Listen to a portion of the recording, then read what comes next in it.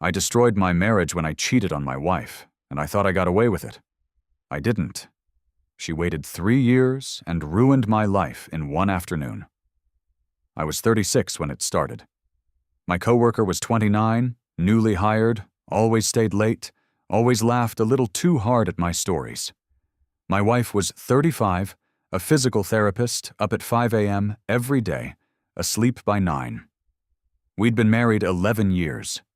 2 kids, a son who was 10 and a daughter who was 7. I told myself I deserved something exciting. That's the lie I used.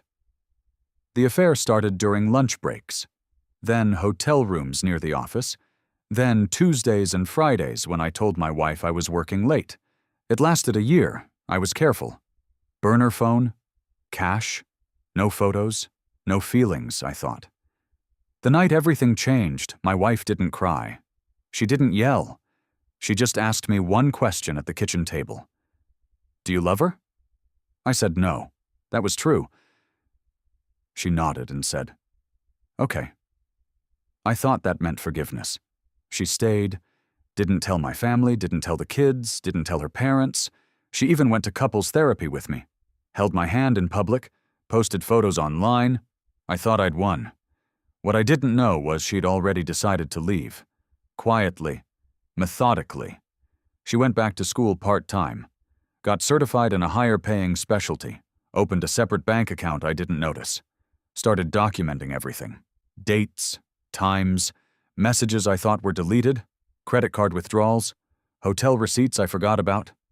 3 years later, on a Monday in September, she asked me to take the day off work. Said she wanted to surprise me. We dropped the kids at school together. She kissed me in the driveway like nothing was wrong. At 10:14 a.m., my boss called me into his office. HR was there. A lawyer I'd never seen before was there. They slid a folder across the table. Screenshots, dates, expense reports. My affair partner had been promoted over 2 other candidates. One of them had filed a complaint. My wife had sent everything anonymously the week before. I was terminated by noon. When I got home, the locks were changed. My suitcase was on the porch. A manila envelope was taped to it. Inside was divorce papers already signed, full custody request, evidence attached. She'd moved half the furniture out. The kids' rooms were untouched. That night she emailed my parents. Calm, polite, attached the proof. My mom stopped speaking to me. My dad told me I made my bed. The divorce was brutal. She got the house. I got every other weekend. My reputation followed me. Word spreads fast in a small industry. I took a job making 40% less, moved into a 1-bedroom apartment. My affair partner blocked me everywhere. She didn't lose her job. I did.